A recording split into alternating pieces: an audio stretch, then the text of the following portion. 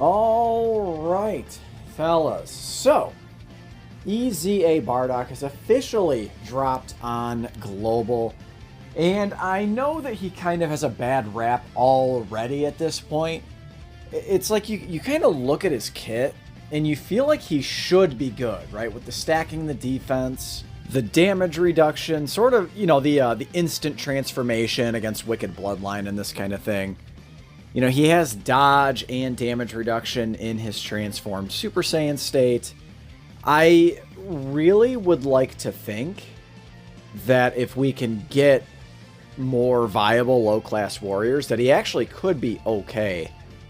Because remember, he can get up to 50% damage reduction, which is significant. That's a good amount of damage reduction. Now, certainly, a humongous damaging super attack could probably still take him down with 50% damage reduction.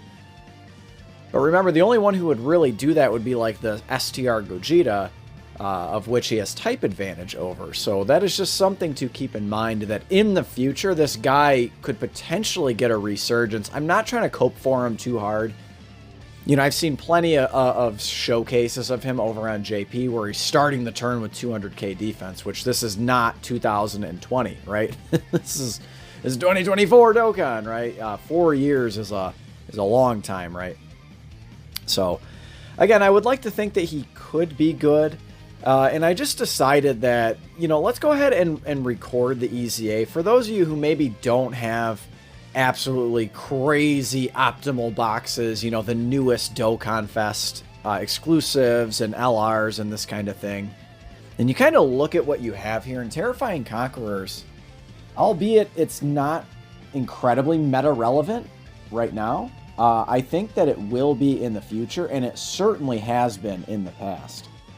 So Bardock is weak to Terrifying Conquerors, and that is any type of Terrifying Conquerors. So, AGL, STR, Fizz, Int, and Tech, right? So even like STR units are going to be effective against him.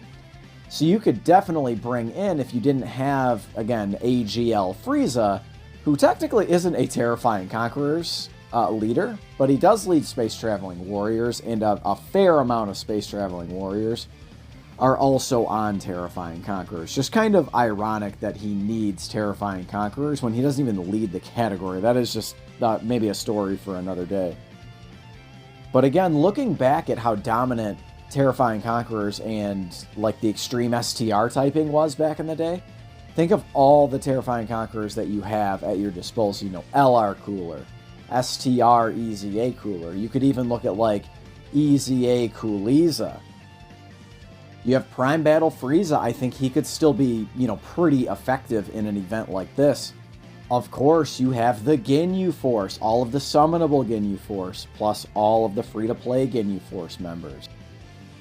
The majority of these EZAs are not really scaled. I say the majority, probably not any of the Extreme Z battles are scaled for like the 200% leader skill. You could easily get this done even with a sub leader skill. So if all you, let's say you, for whatever reason, summoned on the Frieza banner, and you only pulled Dodoria, who is a 3-key 130% to stats leader of Inhuman Deeds, I'm sure you could form some sort of competent team. Even like AGL Full Power Frieza, you could probably form some sort of Sworn Enemies team against Bardock. Believe it or not, that Dokkan Fest LR AGL Frieza, I think he could still be effective in here. By the way, this is probably a story for another video. I've been meaning to make a couple of top 10 videos, and he is definitely in my top 10 of units that I am most looking forward to their EZA. I think he and that Goku are going to be so incredibly busted beyond belief with their EZA. The way that they're both able to stack their attack and defensive stats. I think if you throw a little bit of damage reduction or dodge chance, and then of course, multiplicative buff or two, guaranteed crits, additional suit, like all these things that modern EZA characters have. God, dude, they are going to be so insanely busted. They were so good on release. I personally had Frieza as the #1 unit in the game when he came out over AGL UI Goku. And people will try to rewrite history and pretend that he wasn't. Oh, well, UI always had the dodge chance. Well, guess what? A 70% chance to dodge is not a 100% chance to dodge. So, but I know we're getting a little off topic here. But I really was just trying to emphasize the amount of units that you have to take down Bardock. And we are getting very, very close. Very close. We are, I would say in 1 month's time, you count it. You mark me down. You can say 1 month's time or maybe 1 month and 1 day. The Part 1 banners will drop for the global 9th year anniversary. You officially have 1 month to save global players, just FYI.